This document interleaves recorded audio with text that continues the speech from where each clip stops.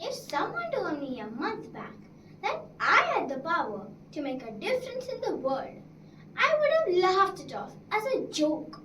But not anymore, especially after applying at United Nations Media Group for Children and Youth to become a member of the group. Yes, you heard it right. I, Zia Chimthanawala, a grade 4 student, can make a difference to world peace and will make a difference. A few weeks back, I walked around thinking all was good with the world until Global Perspective lesson began, with my teacher discussing the horrors of war, the conflict in Ukraine and Russia, and over the former joining NATO, and finally the ghastly clash of Gaza and Palestine. When she mentioned about attacks on medical and healthcare services across Gaza, which threatened the life of every child in the strip, my heart sank. I shuddered at the thought that children of my age, perhaps younger, are living under the shadow of destruction. It left me tingling with pain to learn that 468 million, or more than 1 in 6 children worldwide, live in areas affected by armed conflict. I asked aloud, what is the children's fault when they end up suffering when adults fight? I may be young, but I know that every child deserves to feel safe and to have a happy childhood. As much as I feel that I and you are the future of the world, I deeply believe so are these children stuck in war-hit areas.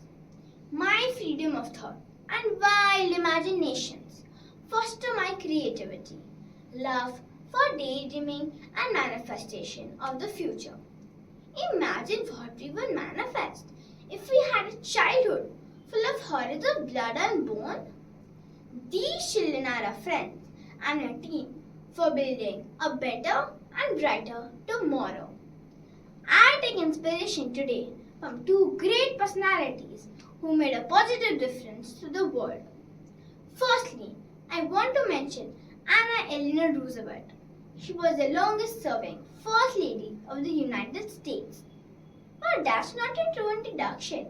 She served as a US delegate to the UN General Assembly and led the designing of the Universal Declaration of Human Rights.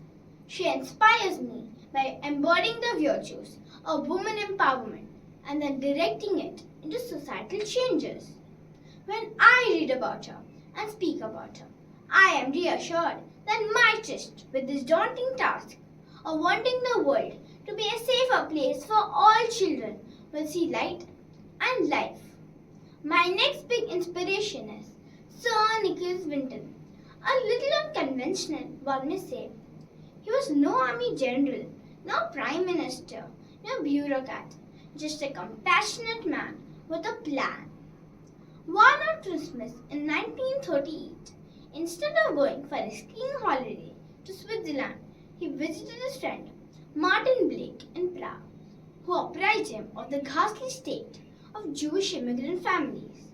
Through his rescue operation, Kinder Transport, he saved 669 Czech Jew children who were at the risk of being murdered by Nazi Germany during the Holocaust.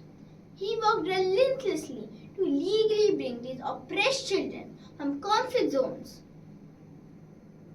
by organizing every single child visas, homes, and sponsors. He didn't just mass funds, nor set up intense offices. It just took a handful of determined people with the right intentions to conjure horizons of hope and happiness for these 669 children. If he could save 669 children, why can't each of us at least save one? I take a pledge today, standing here to peace. Come join me. Let's make a 10-point happiness program. Each one, rescue one. We can strive to make every moment of terror for kids suffering in Ukraine, Russia, Gaza, and Israel into a moment with joy. We are a force of positive problem solvers. Does every plan need huge governmental support, considerable funding, much adult involvement? I have some ideas that will just need a pinch of magic. All I need is a little support and time from you, my friends. For example, can we become pen pals with these children and think them a ray of love and hope through our words? Or can we send them videos of our everyday learning at school?